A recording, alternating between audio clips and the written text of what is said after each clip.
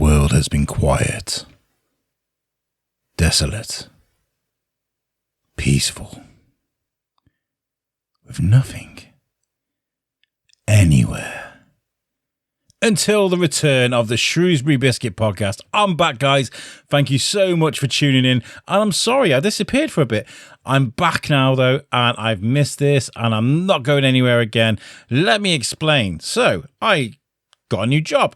I had to wait for my checks to go through for my new job. I went on holiday. I've now been training for my new job, and it's left me very little time to figure out things with the podcast. Now, you may have also seen on social media that I was about to release a podcast with Chris Schurke. I was like, it's out tomorrow.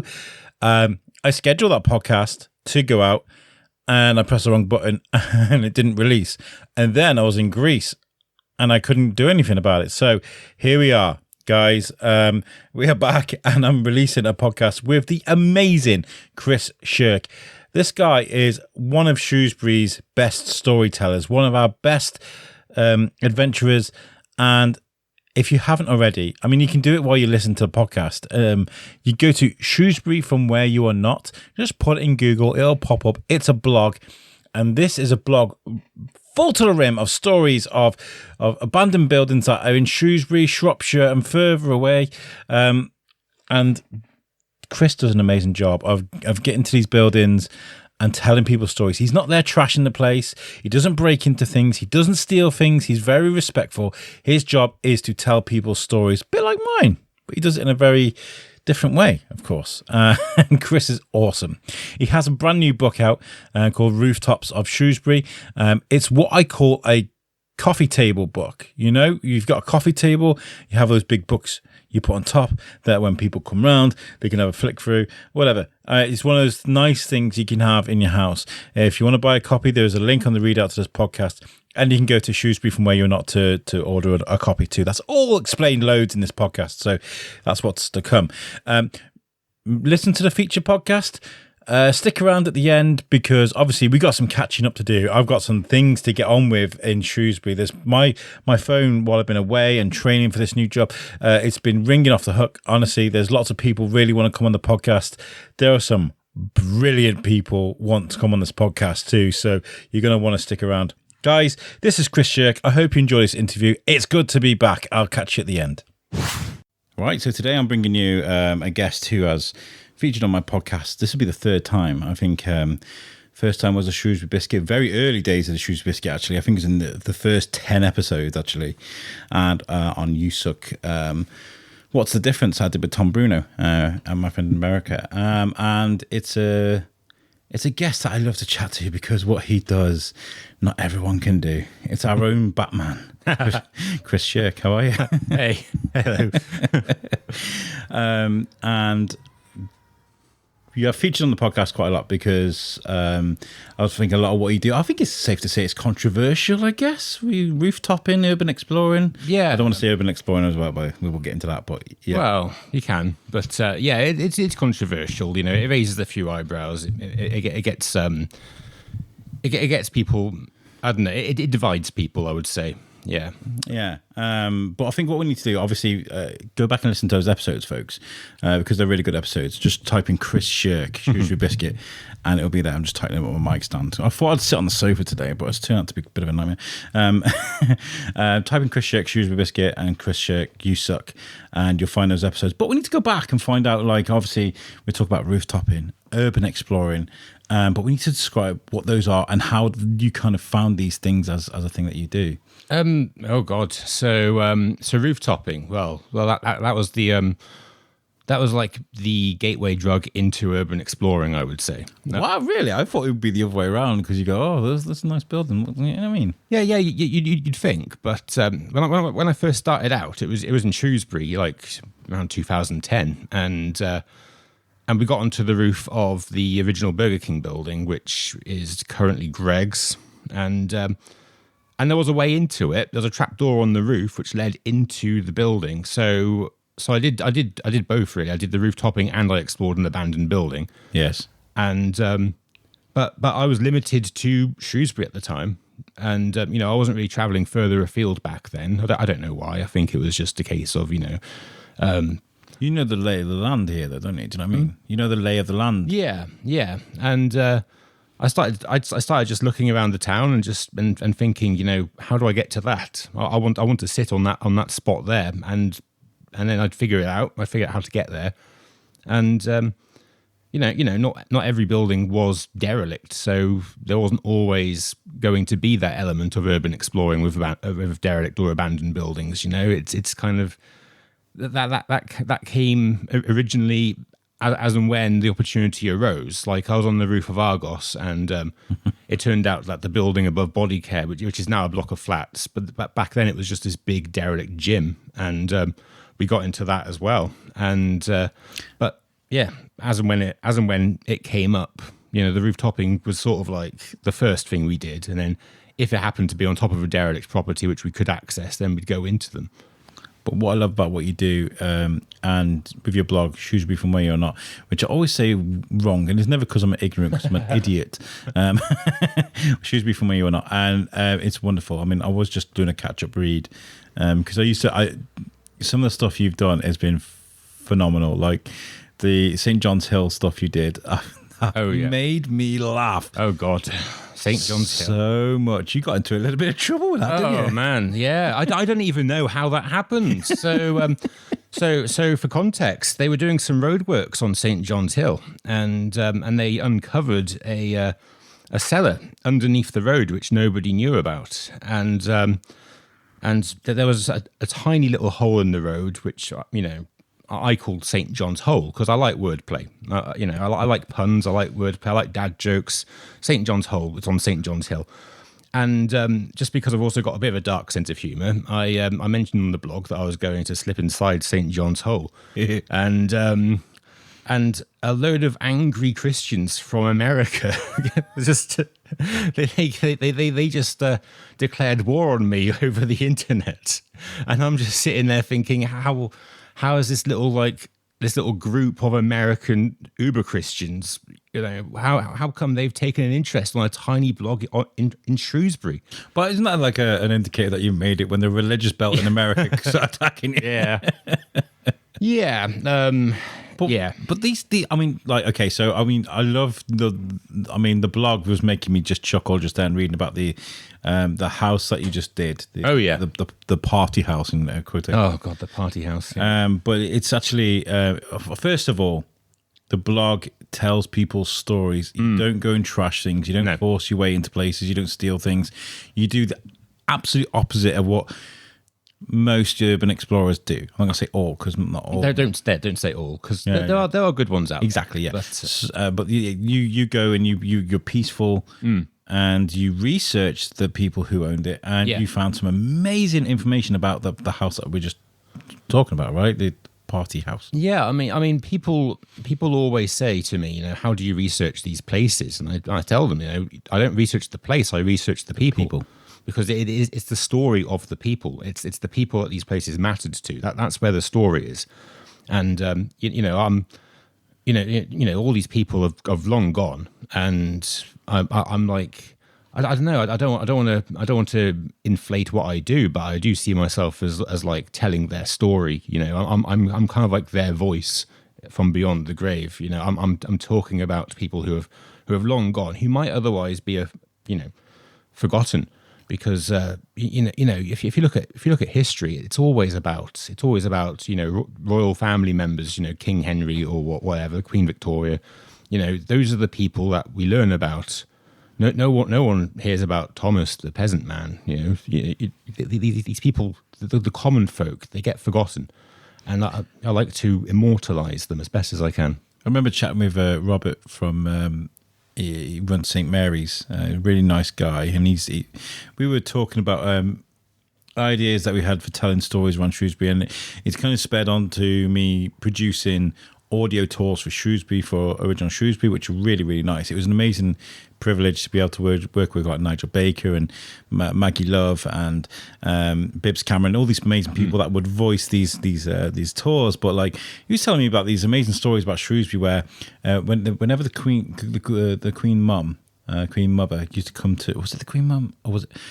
Okay, so this is where it gets blurred. But like the ethos of the story was there was a shop by St. Mary's where whenever royalty used to come into town, they used to just pick things, and they wouldn't buy things. They'd go to the shop and they'd like, I want this, and they'd just give it them for free because it's royalty.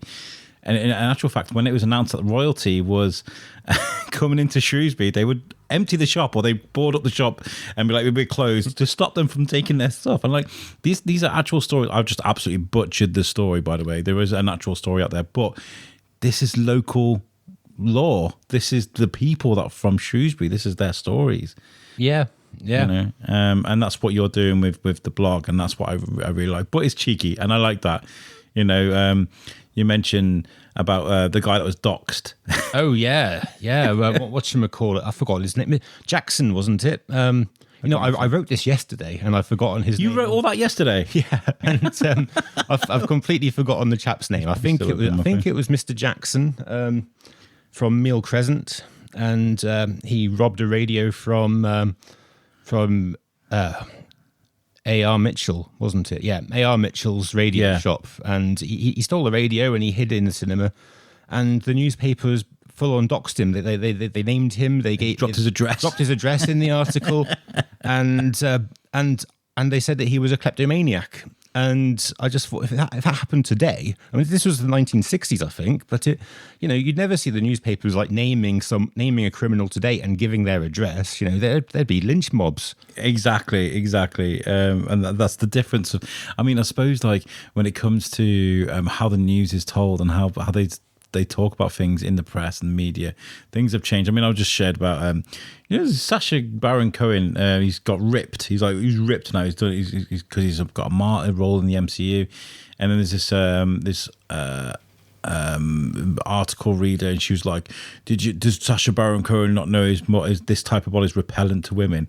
And I was thinking, that sounds like a story right from the 1950s or 60s if it was flipped about women. Do you know what I mean? Oh, yeah, like, absolutely. It feels like we're making progress one way but not in the other way. Yeah, it's mad, isn't it, how the media changes and stuff. I suppose with what you do, you can create your own narrative and write your own stories about people, and that's good. Yeah, I mean, I will be honest. Yeah, the state of the mainstream media and the internet as well, particularly how it handles stuff like what you just described, does inspire a lot of the more cheeky little jabs that are in the blog. If I'm honest, because I just think so many people on the internet are willing to fight over nothing, and I do kind of like to wave a little cheeky flag at them and say, hey. Look at me winding you up. But you're doing it in such an amazing way. Let's talk about some of the explorations you made, because since we last spoke, you've done so much, like so much. You went to Germany? Went to Germany, France twice, Poland, Spain. I'm not very happy with Spain. Really? Spain? Yeah, that was. So my camera broke as soon as I landed. I don't know how. It just wouldn't work. I was there primarily to do urban exploring, so without a camera, I was pretty much crippled. So I was using my terrible Samsung mobile, and I'm still going to do what I do. I just didn't. I went to one place that I really wanted to do and found that it was being demolished. Oh, no. So I kind of like lamented that day. I wrote it off, decided, okay, I'm going to go head into Barcelona, have a lovely tourist day, and just doing normal tourist things. And €100 went missing from my pocket. And what? Yeah, it was not a good time. But I look back and laugh. I mean, there's so much to be seen on the continent, isn't there? I mean, especially when it comes to France. We talk about World War II, but then you can talk about Paris, and I mean, I think we've all seen the catacombs and thought, I'd love to get down there, because it looks like such we got Paris behind you in that picture there. We did an EDT, an extreme day trip to Paris, where we got to Paris about 10 o'clock in the morning. We had breakfast in Paris. We had a good walk around, took pictures by the Eiffel Tower. We jumped on a plane, came back the same day. It can be done.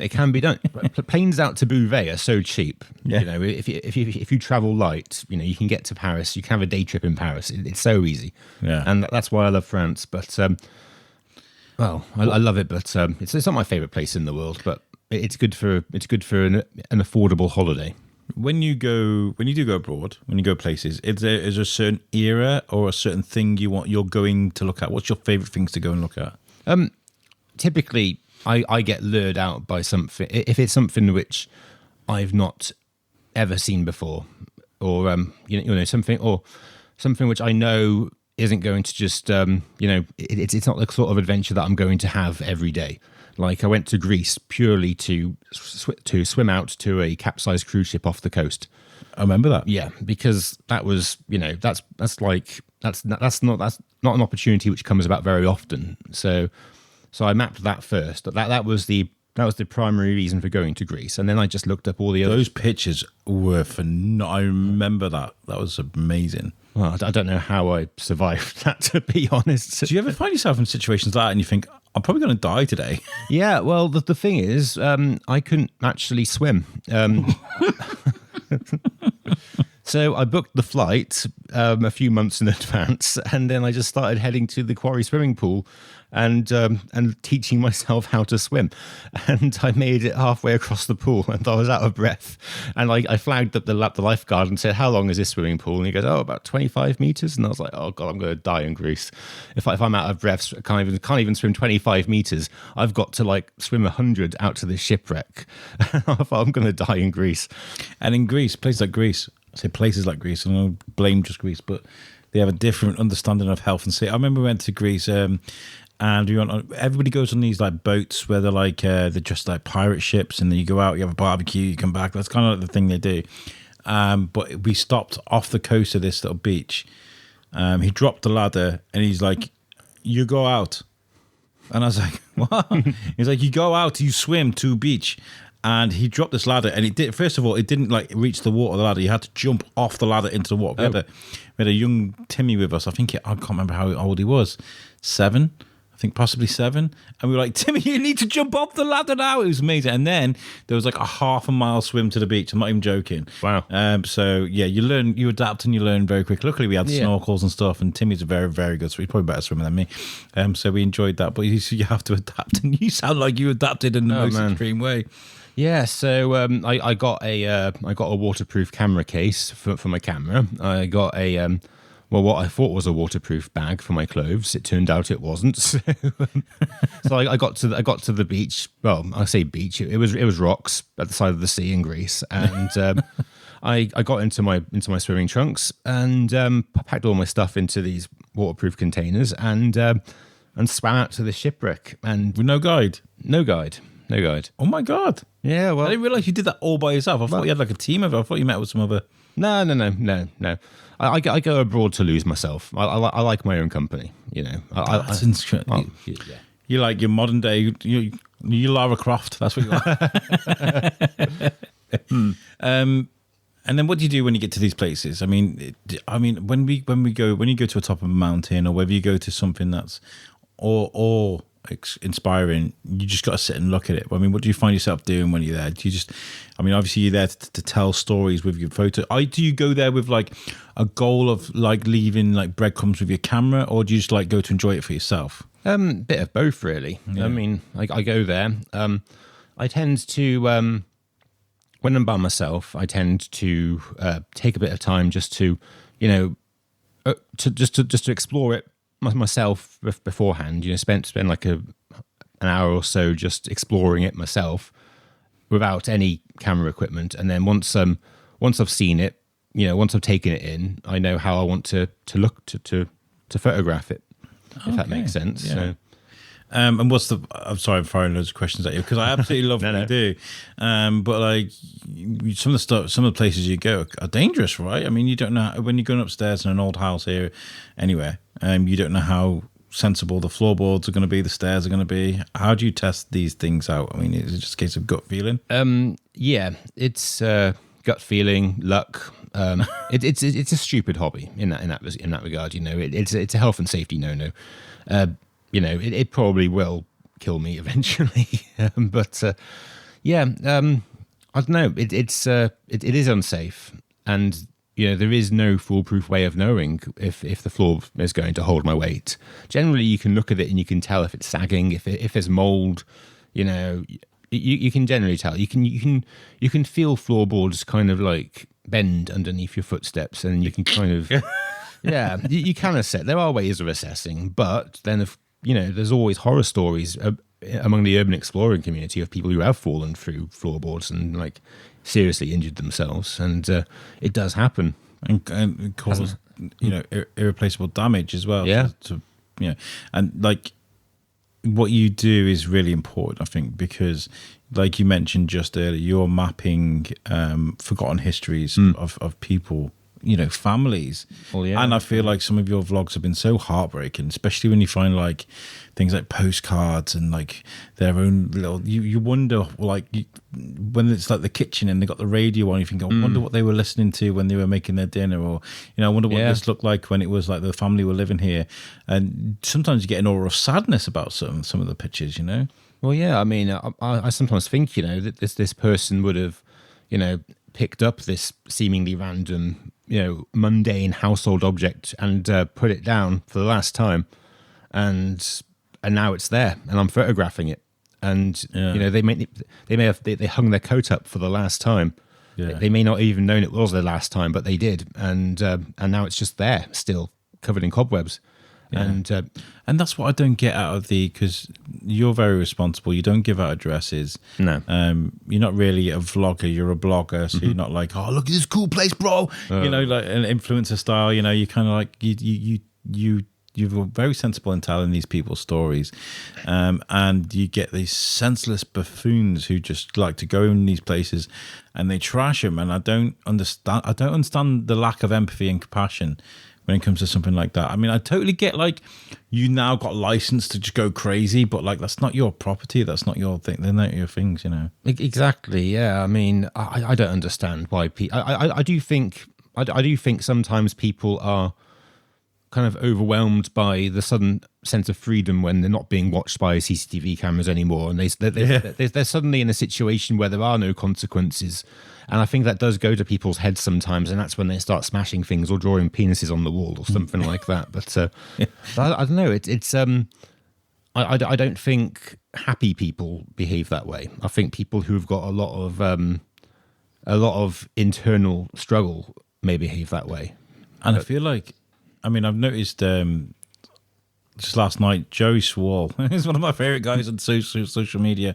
If you don't know who Joey Swall is, he's a bodybuilder, very famous, but he calls out bad behaviors in gyms and things, and he'll get people banned from the gym. And he's an advocate for, people like me. That's a pudding. That's probably a little bit of anxiety about going to a gym. He's kind of like, no, we should stick up for these people. He posted something yesterday on social media saying that, why do I do this? People always come after me. I'm not doing this anymore. And it seems like he's getting a tough time, and he's a good person. And I feel like sometimes people find advocates for good things and they attack them because it's a reflection on their own behaviors and their own sadnesses in life. And I feel like we need to look after people like that, and people like yourself as well, because I feel like you're doing a good thing. Do you get a lot of hate? Do you get a lot of bad comments and things off people? Does it bother you? I do sometimes. Yeah, it used to bother me. There was a time when it did seriously impact my mental health. Because it seemed like every time I put something out onto the internet, I had like the same 10 pensioners, rabbiting on at me, and it did bring me down. But I don't know. I had a good old talk with I don't know. Some guy at the pub randomly sat me down one day. I didn't even know who he was, but we were talking about it all, and he just goes, "These people don't get you. That's the problem, and and you're not doing it for them, so don't care about them." And that went straight into my brain, and I was like, "Yeah, he's got a point. Yeah. It's not for them." I relate so much. I was kind of like, oh my God, that was me. With you Suck in particular, we had this amazing network of podcasts. You remember, it was about 5 podcasts running across the US and the UK. We had a team of it, and I was like so focused on the figures. I was like, we can't get Billy West on the show.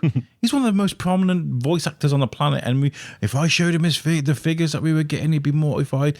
And Tom Bruno was like, dude, we got to interview Billy West. We did that for us, not for anybody else. Like that's like the guy who raised us with cartoons. You know what I mean? Like, that was a turning point for me, especially with the biscuit. I was kind of like, do you know what? This is my journey. Yeah. I like speaking to you, Chris. I like giving you your voice, and that's why I do what I do. I mean, that's what we need to remember, isn't it? Yeah. Well, yeah, it's important to remember that the value that the value of my hobby is my enjoyment of it. Yes. And there was a time when my blog did have adverts, and I was I was monetized, so to speak, and it just made me miserable, because if a certain blog underperformed, I'd be angry at myself. I'd get angry at people for like not liking or commenting or whatever on the posts that they saw online. People would say, "Oh, I saw your blog," and I was like, "Really? You didn't like it? You didn't comment?" And that's just a toxic attitude. That's a dangerous rabbit hole. And I think that's what a lot of these so-called influencers fall down as well. But it's not. It's a journey, especially when you've been doing it as long as me and you have been doing it. I feel like you do go for that journey of, why is no one liking and sharing? Like, why is no one listening to that episode? Why has no one done this? But then I think you get like acclimatized to it. You can kind of relax a bit, and then that's when the passion comes out. Yeah, I mean, the thing is, I can't work out social media algorithms, especially Instagram. My reach on Instagram gets smaller every single day, and I have no idea. And that's insane, because yours is very visual. I suppose, like, accompanied with your pictures comes a lot of context. I suppose with a picture and then a long bit of text, maybe. Yeah. I don't know, attention span. Yeah, I think it's because I haven't dabbled in reels, and I don't intend to be honest, because I don't like them. I don't enjoy watching them, so I'm not going to enjoy making them. So that's what social media wants. Everyone wants to be TikTok now, and I don't enjoy TikTok either. So Oh, I do. I find myself, like, as a guy who lives in an upstairs apartment, I can't really have a dog. But I really want a dog. But there are plans to move out when things get easier. But like, I find myself just like screaming dog videos. I'm like, oh, he's a good boy. Like, I don't know what it is. I think it's just a dopamine hit, isn't it? I think that's what we're all after. But I feel like sometimes we need to get down to exploring our minds a little bit and expanding our knowledge. I mean, this is a brand new estate. I mean, obviously, where we are right now is. It's kind of like, some people love places like this. Some people hate places like this. We're here out of necessity. It's where we live. But over here, there's a house that's been empty for a long time. Oh, yeah. Chris is like, oh, really? I know the one. And I want to know its story. And I'm not going to go break into it or go and have a look at it or take pictures of it or write a blog about it.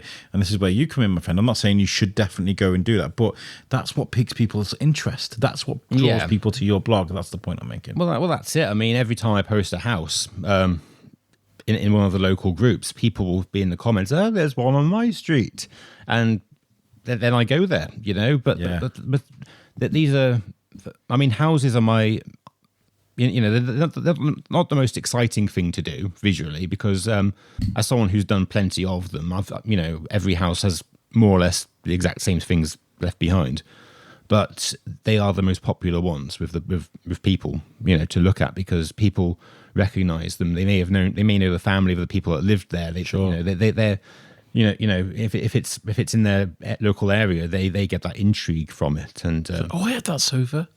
Yeah, I used to have a fridge. Yeah, the house that you're talking about, I do know it. I have been inside. The photos haven't been on the internet yet. Okay. But does it break your heart when you get there and the vandals have got there before you and you didn't get to see it, and I say it's glory, but like, it's an abandoned building, isn't it? Not necessarily, because if I don't know, it's like the first time I see a place is the best I'm going to see it. Yeah, I'm not going to go back, because I know the vandalism's going to have increased, and then that gets me down a little bit. But like the place that I blogged about yesterday, that's already been trashed. I only blogged about it yesterday, but I've already seen pictures of it since I've been there. Yeah, and it's been completely destroyed. And is that because other urban explorers just give the location away, or is that just because locals have seen it empty and then they go in? I mean, a bit of both, really. I mean, there have definitely been cases where things have been undisturbed for years, and then suddenly the urban explorers, start swapping the location around, and it gets trashed like within a week. That does happen a lot, and they'll say, "Oh no, it's local kids," but no, places don't stay undisturbed for decades and then get trashed within like a week of people posting them online. It's clearly them that it's. I'm probably I could be part of the problem as well. Maybe I mean I do try my best to protect these places, but there's always going to be someone who figures it out. And I don't think you are though. I feel like you're doing something that no one else is willing to do. I mean, maybe the listeners may disagree, but this is like listeners. If you've never been to the blog, make sure you check it out, because there's so many amazing stories. I mean, St. John's Hall's just like it's just like the tip of the iceberg. You've done the brothel, right, in Shrewsbury. That's now it's now nice apartments. Yeah, there's nice apartments. Above the shed. Yeah. Well, that's my most popular one. I mean that was a place of notoriety for years, because it was right next to the college. Derek, if I see you outside that building. Yeah, but all the students at the college knew about it, and people who had been students at that college who have now left and are now adults, they knew about it. It just been like the brothel next to the college for like decades. And when I went in, I think I reached like 30,000 views overnight on my blog. Wow. which I've that's bonkers. But everyone knew about this building. Everyone knew that it was a bit dodgy. Everyone knew that the stuff was going on in there.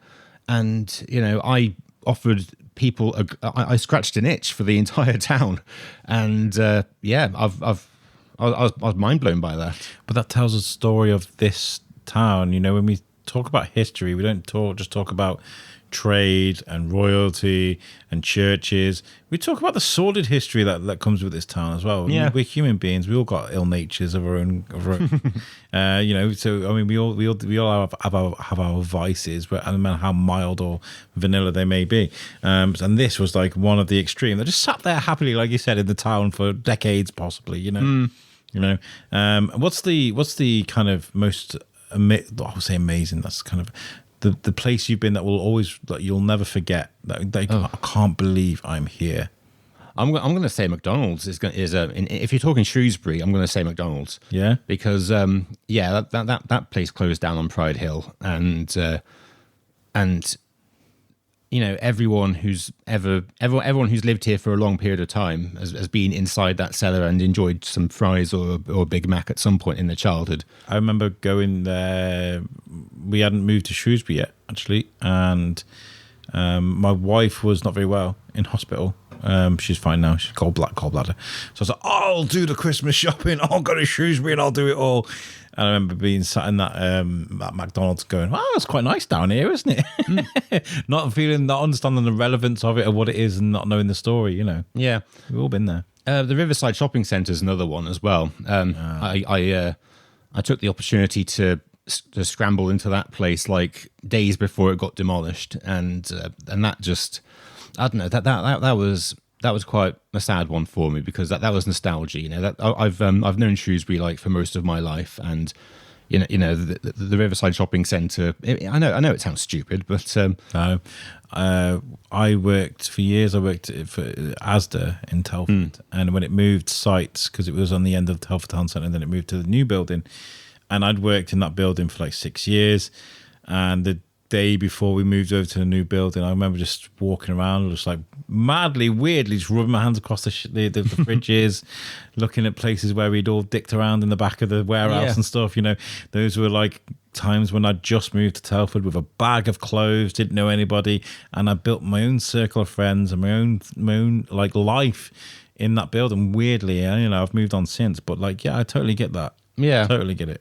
Well, that's it. I mean, Riverside. I've got so many memories of loitering around that place as a child, as a teenager, and it's bittersweet, isn't it? Obviously, because it was an old building that probably needed a lick of paint and probably needed rejuvenating. Whether that's knocking that down and building something new is up to the discussion.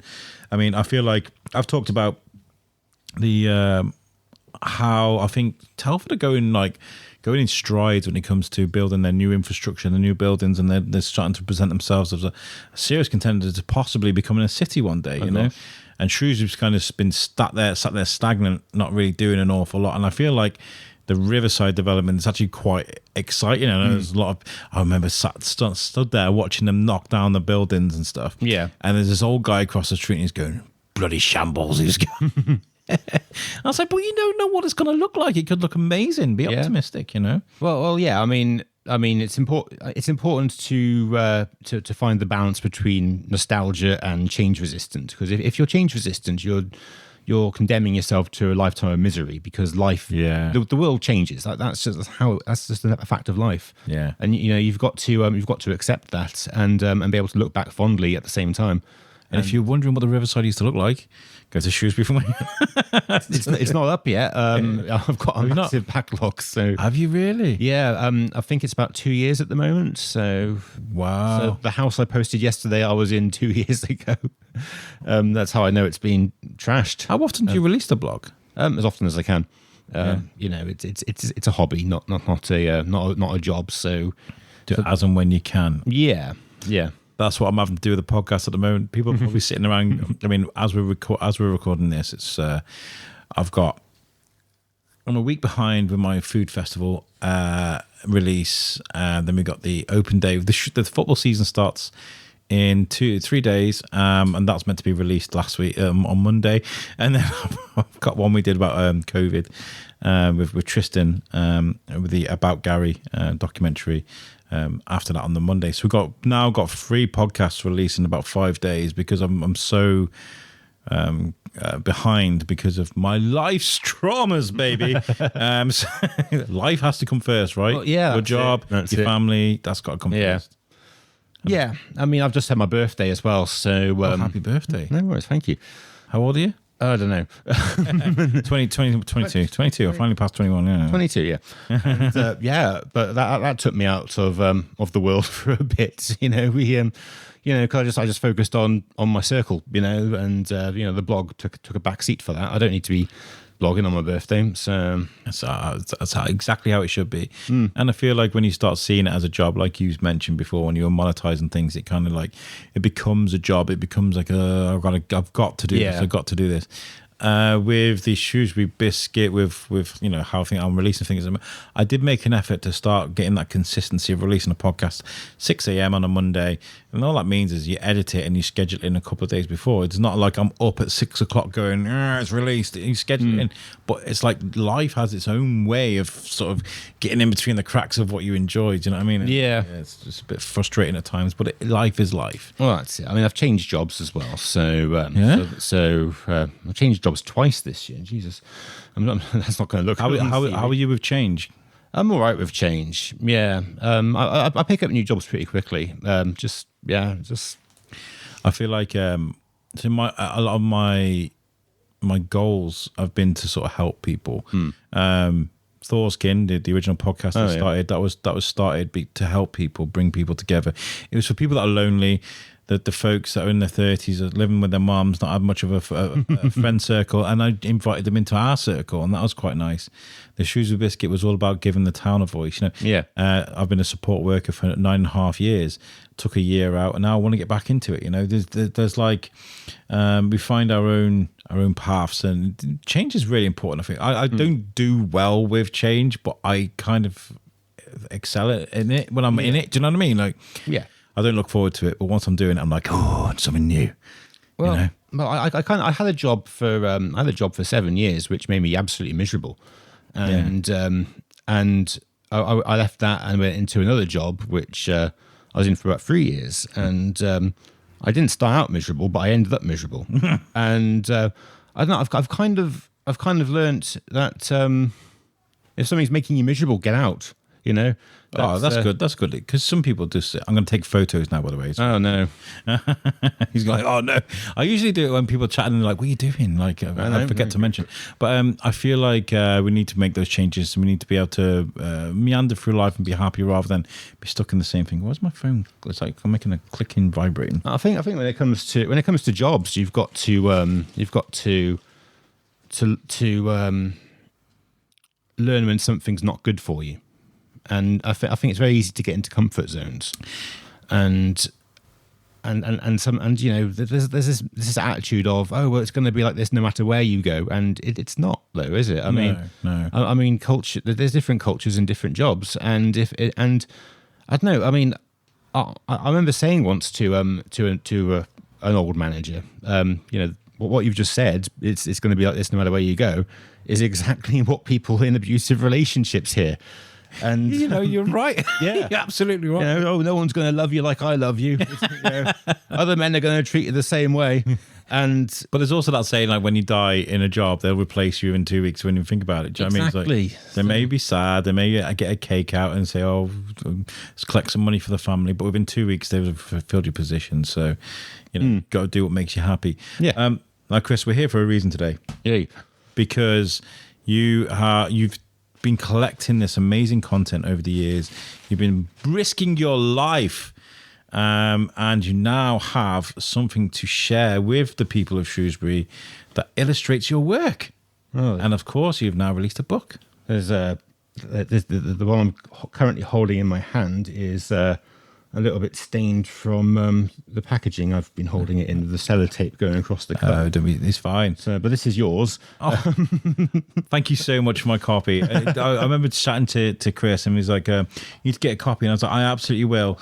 I get paid next month, whatever." And then something happened, and then something else has happened. Like, yeah, I honestly thank you so much for that. No worries. Really nice. Can I see it? Yeah. Can I see it? This is the first time I've seen the actual book. It's called Rooftops of Shrewsbury, Chris Schurke, and is that which church is that? Saint. So the cover image is taken from the top of the library. Ah, right, okay. That's wonderful. So you get St. Mary's in the background. And that is, what church is that? St. Altman's? St. Altman's. I don't know. I mean, it's in your hands now. I That can't one. see it. Oh, hang on. Which one's that? It's going to be St. Altman's or St. Julian's, isn't it? St. Julian's, I think. Yeah, St. Julian's. I always get those two confused. Yes. Even though- It's honestly, that's wonderful. It really is.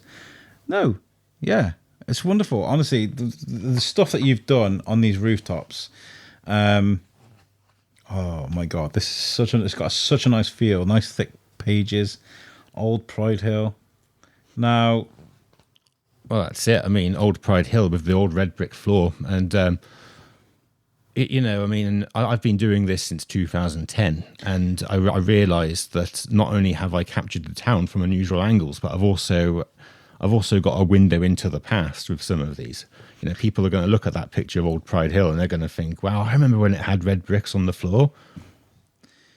it's just not. I feel like I just did exactly what everyone else does. I went, oh, Pride Hill, and just turned the pages without actually like looking at the picture. And I've talked about this so many times. I always use the philosophy of, it's not my philosophy. It's like, look up, make sure you look up wherever you are to the architecture. St. Mary's, wonderful place. That's on top of the old Burger King, right? Yeah. What is now Greg's. Yeah, so that image is actually a panorama, which is why the church is slightly out of proportion with itself. It's if you look closely, it bulges around the middle, but I was using very cheap panoramic software for that, and you don't really notice it unless someone points it out, that was a stupid thing for me to do, wasn't it? So. Do you know what I've never really noticed about St. Mary's is that it's your archetypal sort of church with a spire on top. And that sounds like a weird thing to say. But when you think of churches, they all have the kind of the square top with the trusses on the side, on the corners. And then, but St. Mary's, like, it looks like it was that kind of church and they went with a spire on top. I think St. Mary's is actually one of the, if not the oldest worshipping site in Shrewsbury. I think there was a pagan site there before they built it. I think, weirdly, we're sat not far away from one. The Greek church, just behind here on the end of Morrell Way. Oh, yeah. Apparently that dates back pre-Christian. So like that was like, it's like an old site where I remember Googling it and I was reading, I was like, this cannot be true. Like there's an ancient like worship site here in just off Otley Road, which needs exploring. Yeah, maybe. And of course, you got the old market hall. We just did a podcast there. a really cool place to be. If you've never been in there, make sure you pop your head in there, because there's lots of like fine details. I'm not going to go for the whole book because this is taking. How long does this take to put together this book? No, too long. I started it years ago, and then I got cold feet. I started like negotiating with a publisher, and then I kind of like abandoned the project, and I don't know. I mean, it was I didn't even know what was going through my head, but I stopped for years. You know, I kept on saying I'll pick that project back up at some point, and you know how it is. I remember that Pocket Park. There we go on Shop Latch.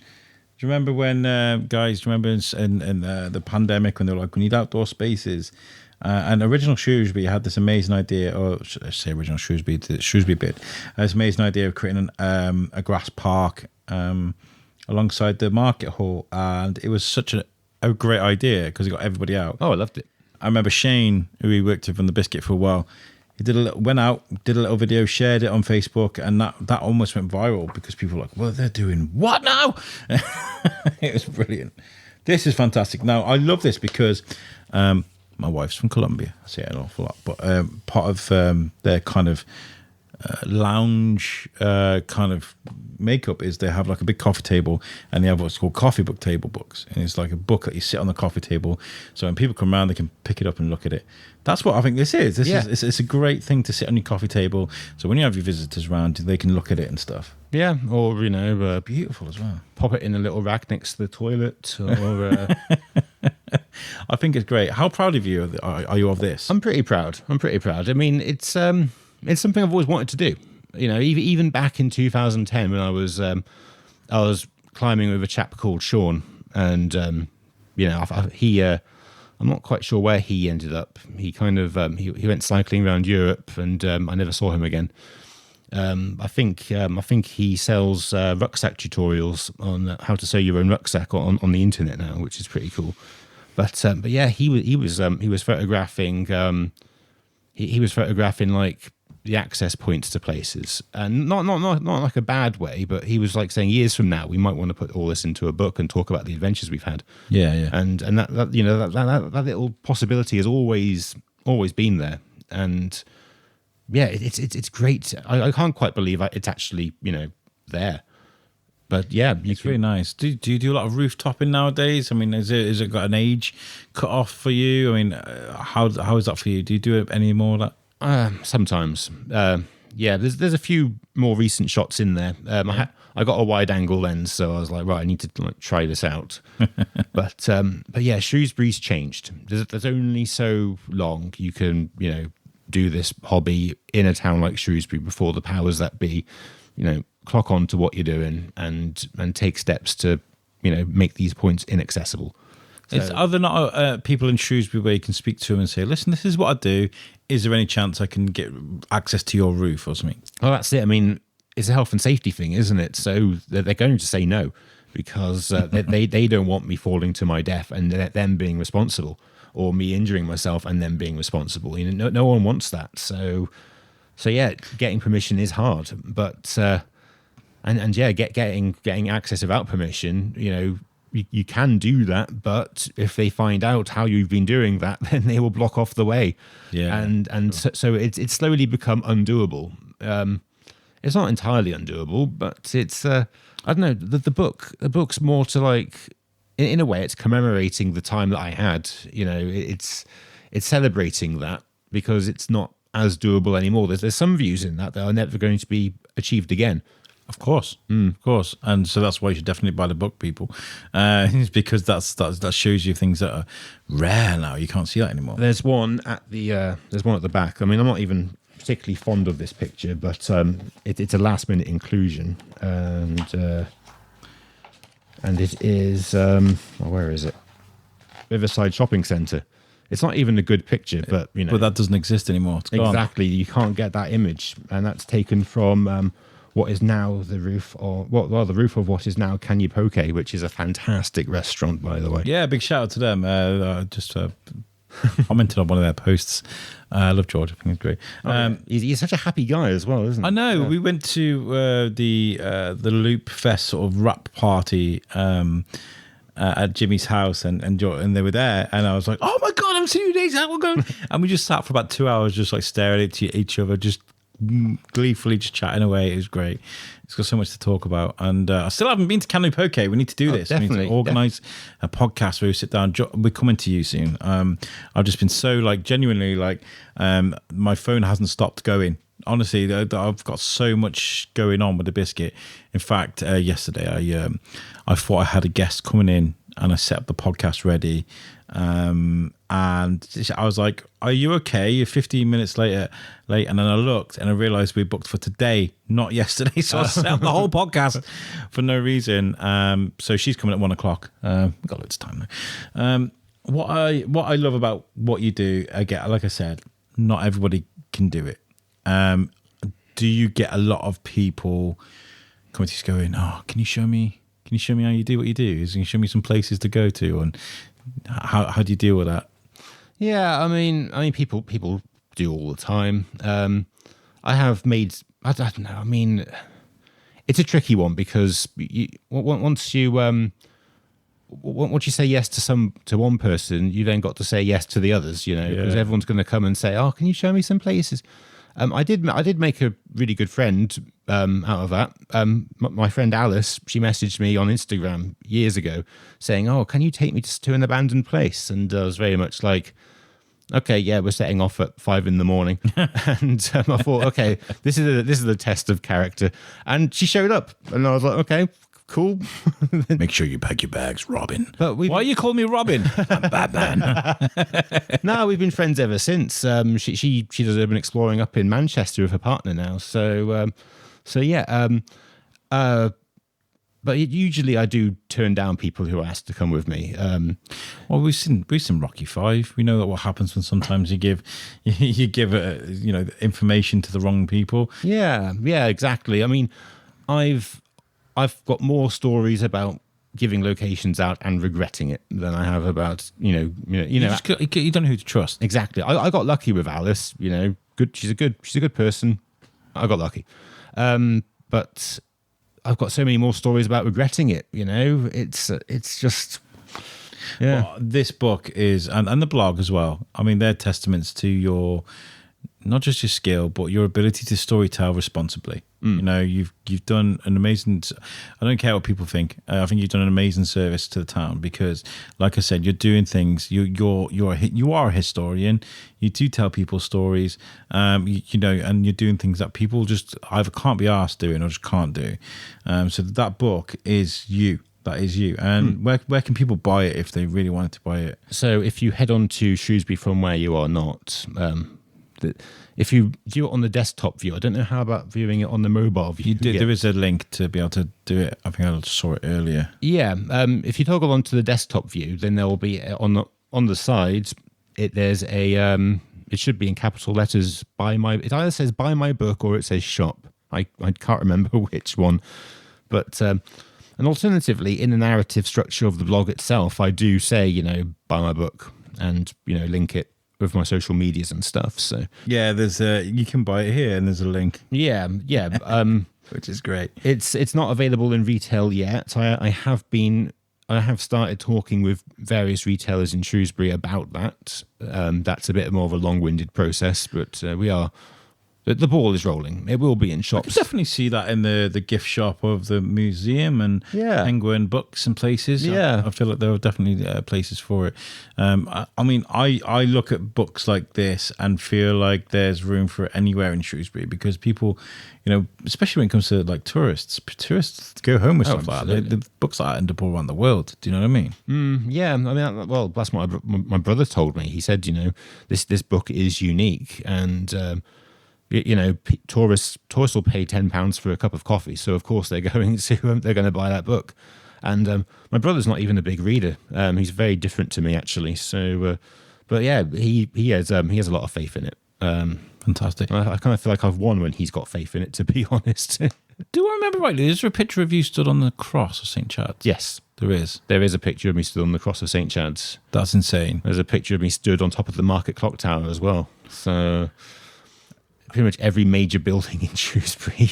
I mean, that for me, I don't do heights, not at all.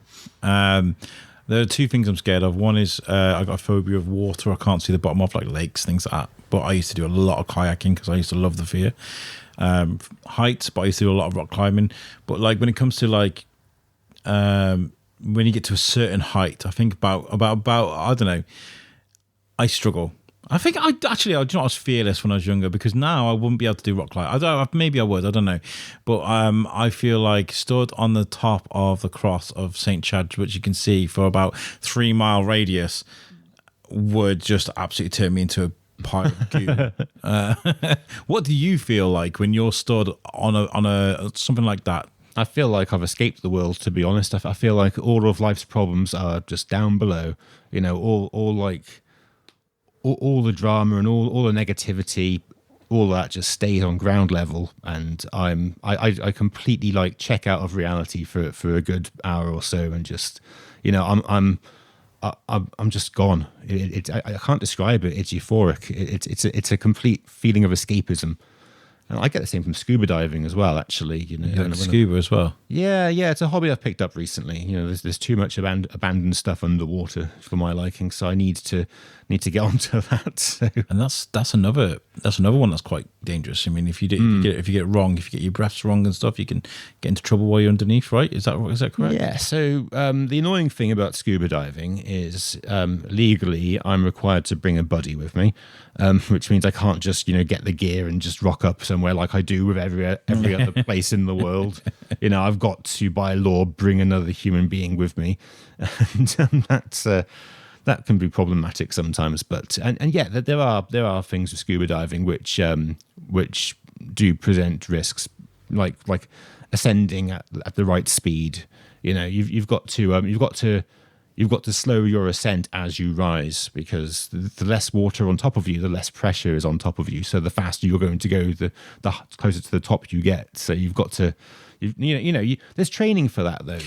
Just try not to let your lungs explode on the way up. I mean, that's a good idea. I mean, a lot of the training with scuba diving involves, what to do if your mask accidentally comes off your head, and what to do if you accidentally spit out your breathing tube, stuff like that. And the biggest hurdle is remembering not to panic, and because your breathing tube is still attached to you, it's just not in your mouth. So there are things that you can do in those situations. You just got to stay calm and locate it while you can't breathe. I guess similar protocols take place when you're climbing, because say you're sat on top of the market hall or something, you've got to get down. You've got to get down. So if you slip a little bit and then you're like, oh, calm, let's go.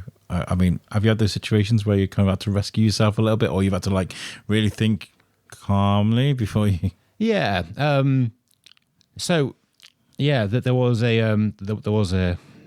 time which was quite hilarious looking back. But you may remember where the old comic book shop was at the bottom of Wildcop, and they've completely gutted that building now. They've turned it into a car park.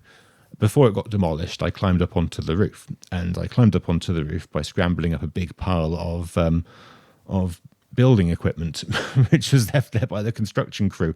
And just as I pulled myself up onto the roof, this big pile of stuff that I was standing on slipped away. Wow. So I pulled myself up onto the roof, and I was like, okay, there goes my way down. It's gone. There's nothing to stand on the way down anymore. So that was... To work out a new route down. Wow. Yeah, that was exciting. But I mean, I was like, well, I'm up here now, might as well enjoy it. So I spent a good hour just taking in the view and just photographing it, and that's future me's problem. Did I see that you ended up in I say our own catacombs, but the tunnels underneath the castle? Did you? There are allegedly tunnels underneath Shrewsbury. I have found cellars that connect to each other. Yeah. Recently I got into because Candle Lane bookshop on Princess Street. they're doing that up. So I thought, I want to see what their cellar looks like. Above ground, it's all construction site. It's a bit boring, but I wanted to see what the cellar looked like. And there is a doorway blocked up facing down the street. And I know for a fact that some of the other cellars further down the street also have corresponding doorways. So it was all connected once upon a time. Something to do with the church, Old St. Chad's. Apparently, we did the audio tour, and Bibbs was it Maggie? It was Maggie. She was saying that there was an underground tunnel that would lead to the Golden Cross. Yeah, and that's so that the clergymen or they could go for a beer without being judged. Yeah, and that's genuinely what it was for. Is like so we can just get out for a bit, Yeah, so the Golden Cross, they used to offer. They used to let you in there for about £1, but I think they blocked it off now. Oh, really? Which is a shame. But I have done a blog on Old St. Chad's, and because I got in at one point, and yeah, when I was researching that, I did read as well that prior to the Golden Cross being there, the original Old St. Chad's library was there instead. So maybe that's got something to do with it. But there was definitely a tunnel there, and I think a lot. I don't think these tunnels underneath Shrewsbury are quite the maze that people make them out to be. Yeah. But I do think that they would have, existed primarily just to get, like you say, so the priests could go and have a beer and stuff like that, and particularly, brothels and stuff as well, because they had a They had an image to maintain to the public, but they're still human. They still had all those vices, so they still wanted to. They still wanted to do that. Blow off a bit of steam. Yeah. So they would have had those tunnels, and you can see remnants of them. I've never been into like a maze underground, but I've definitely been into cellars and stuff under Shrewsbury and looked and said, okay, that definitely led somewhere once. I remember I worked at Shipley's in Wrexham for a year or so, I think. And every day, because I was the assistant manager, I'd open up and I'd have to go down and turn the music on. And to do that, we'd have to go into the cupboard. And no. So the stereo was in the cupboard. If we needed the old posters and A-boards and things, we'd have to go into like the cellar to get it. And it was a crypt, and there were, like you saw, there were steps that were going into what walls that just like end, and then there was arches that would have been a door that were all bricked up, and that's Wrexham. Then that's all like linked up, and you do wonder like what was going on down here, man. Like there's all these like tunnels. I think that's the imagination taking us away. Like, but Nigel Baker, I mean, we talk about Nigel. I briefly mentioned him, a great guy. He does a tour via the river. Like a historical tour. He's just done one very recently. I saw videos of it. And he'll take you up and down the river around the quarry, and he'll show you parts of like around by the castle and like tunnels and things. And there's parts of the town a bit similar, the opposite to you, that you can see from the very lowest point in the river that you can't see when you're walking along the paths, which I think is interesting. Yeah. I mean, the river. I have heard that quite a few of these tunnels did come out at the river because that's a lot of them may have been escape routes from town. I mean, rumor has it that that during the Civil War, Prince Rupert escaped from Shrewsbury via a tunnel in the Prince Rupert Hotel cellar. And if you go down there, you can. It kind of makes sense, right? It does make sense. There's bricked up archways all over that cellar, and I've always found that cellar really fascinating because they actually only discovered it in 2001 when they were renovating, and they discovered a spiral staircase going down into the ground. And I've always been really fascinated by that. Is there anywhere in Shrewsbury that you haven't been able to get to that you always wanted to? Oh God, maybe we can put a nice polite invite. You know what? This is the sort of thing that I want to see the old Pride Hill shopping centre now. I mean, I've done Riverside. You'll see what the council have done with it since they closed it. Yeah, I mean, I've been on. I can get onto the roof. I can see down through the big glass dome. Into the building. So that led onto the Riverside, right? Yeah. And but when I got into Riverside, they blocked off the Pride Hill shopping centre. It was they've been severed now. And yeah, sure. But on the roof, I can still see down onto the escalators, the lift and stuff. And I just think that needs to be documented before it's gone. I mean, the council will do something. I think it's such a crime that all that space is sat there not being used. Yeah, There's so many people out there could do with accommodation. There's so many podcasters out there that could do with a studio. There's just and there's all that space sat there. Like, oh come on, man, give the biscuit guy a. Oh, the thing is, if you go online on Facebook in particular, and if you do pay attention to what the locals are grumbling about, a lot of it is, all we've got is charity shops, coffee shops, barbers. I think we do need more retail spaces to bring town back to life. Well, there's a worrying trend happening now, isn't there? Blackpool, for example, I think Funny Girls is now up for sale. One of the piers is up for sale. They're struggling for tourist trade, and it's like, well, everyone's broke. Like, everyone is broke. Like, I mean, I know I am at the moment, but it's an environmental thing that'll change. But, but yeah, I feel like there's a worrying trend when it comes to high streets. I feel like we're going to see a lot of it disappear. I went around Wrexham recently. I grew up around Wrexham, and it is bad. I mean, I started seeing that in 2006, 2007, 2008. That kind of when Eagles Meadow big shopping centre opened up in Wrexham, you could see shops starting to close and move to places like that, and then they're now being replaced by the vape shops and the takeaways and so we are seeing this change. So it would be good to document all of these things before they do. I mean, I wouldn't mind documenting the council offices by the column as well, because, Shire Hall, man. Shire Hall. I mean, I worked at the council for a year, the Rough Sleeper team. Shout out to those guys. I did a lot of work in Shire Hall, and it is like being in an episode of The Bill. It's like wood paneling. It's like caught in time. Yeah. It is like how buildings were when I was little. Do you know what I mean? They haven't changed it at all. It's crazy. But yeah, I mean, there's the old courthouse attached to that as well, isn't there? And allegedly there's a tunnel going from the council, from the Shire Hall into the courthouse, because that's the route that the police would take or something. Oh, right, okay. Just down from there, you've got the Hollies, which is a big white stately home looking thing, which is currently completely wrapped up by builder fencing and police tripods and stuff like that. But I've always wanted to get into there, because that used to be the place where they would send people on JSA if they'd been on JSA for too long. So when I was a teenager, when I was 18 and I was struggling to find work, I was on job seekers allowance for longer than 6 months, and they said, okay, you've now got to attend county training at this place in Shrewsbury. And I was just like, I was living in Oswestry at the time. I was thinking, it's going to cost me a bomb just to get there every. You've got to be in the red just going to this thing. Yeah, but yeah, I mean, my very first CV was written in this building, which is now being renovated, and I've always thought, I wouldn't mind just seeing that building. I've got memories of it. So I do think about places like this. I was at I went to the cadets in a place called Rwslanach in Wrexham, and that drill hall. So we had a cadet hut, which was where we'd do our drill, and there was teaching rooms, classrooms. We had a range as well that we used to use, but next to it was this massive drill hall that was just closed off to the public, and I always wanted to go and wander around in there and see what it looks like. Now, has that been turned into a park? I haven't been there for years. Maybe I should go and have a look, but I always want to go in there.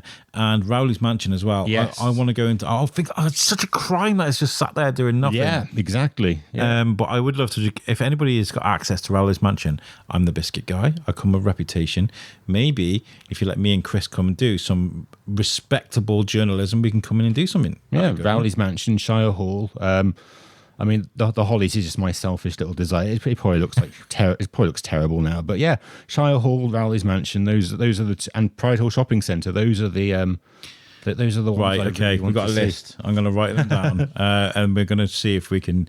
I've always wanted to do this with you. We've always said this. I've always gone, oh yeah, we can bring microphones and sit in an abandoned building and something. And we never do it, but I feel like there was actually a desire that I think we could tell people stories. But this is why urban exploring is so important, though, because these places are so temporary. They're going to be gone forever once they're gone, and no one took photos of Pride Hill Shopping Centre when it was open, because no one thinks to do that, do they? No one goes shopping and thinks, oh, I'll just photograph this shopping centre just in case it closes down someday. But once it has closed down, people miss it. So it's important to document places before they're gone. That even that house that I blogged about yesterday, that's going to be demolished and it's going to be replaced by characterless blocks. And yeah, it's important to document things before they're gone. That's a great point to end. Chris, you do an amazing job. No, we need to, you're right. And I know it's a bit unorthodox what you do, and people may see this as controversial, but I don't. I think you're doing things that people can't or can't be bothered to do. And you are relaying that information in a responsible way, in a fun way as well. I like the blogs. I think they're really good. They're well-natured. They're fun, but they also tell a story. You do research into the people that were living in these properties. That's a lot more than what people do. They just go, oh my God, look at this old fireplace. Oh! But you're like, actually, you know what? These are people.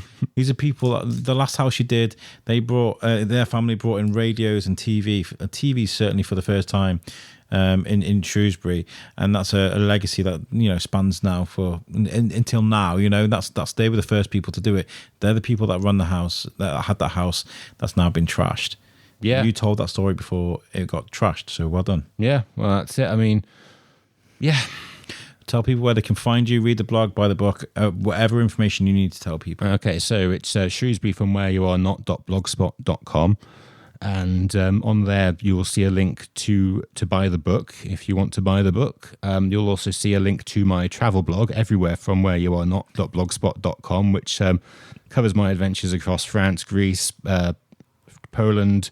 I'm currently doing Poland on there at the moment. So, what did you find in Poland? Was that fascinating? Oh, so much.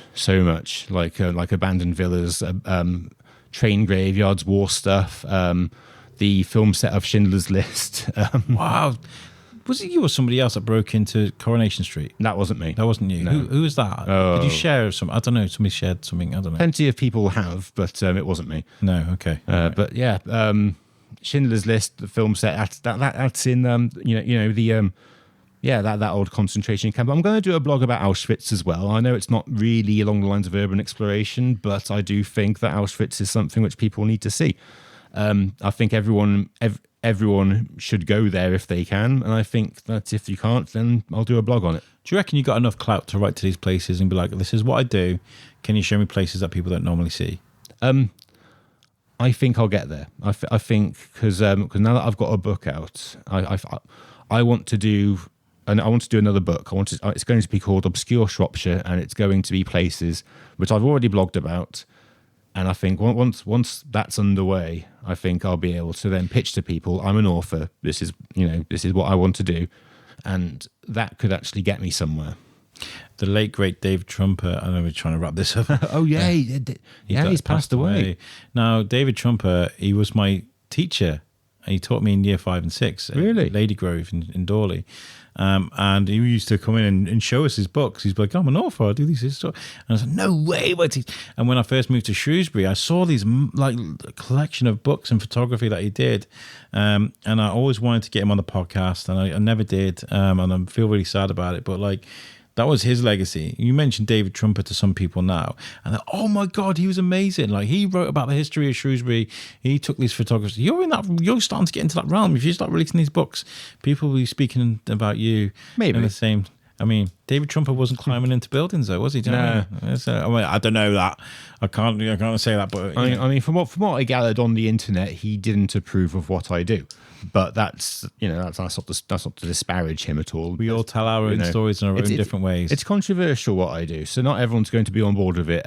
But he must have had the largest collection of vintage Shrewsbury photos I've ever seen. Yes, every time an old photo of Shrewsbury from the 1960s pops up on the internet, it's one of his. Yes, and you go into any retailer that sells local interest books in Shrewsbury, and you'll see his books, like old Shrewsbury and stuff like that. And his work cannot be understated. He's done a phenomenal job there.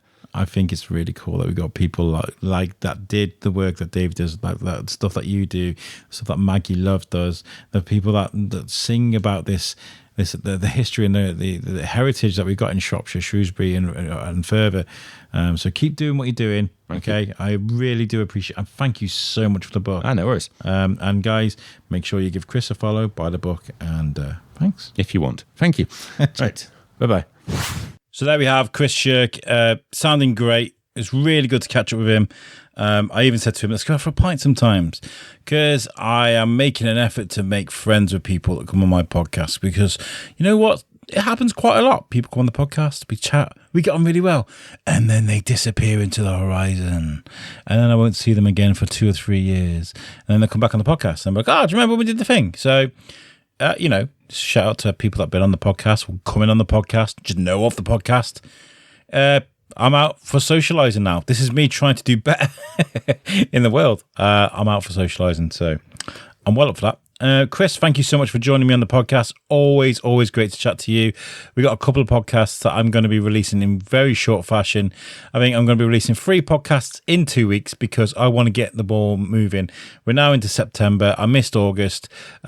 Ready to go. We have Sean Thomas coming on, who's got an amazing story about going from the world of mathematics, and education to not having that life, stepping away actively. And I made a conscious effort a while ago to tell people stories. That's what we're here to do.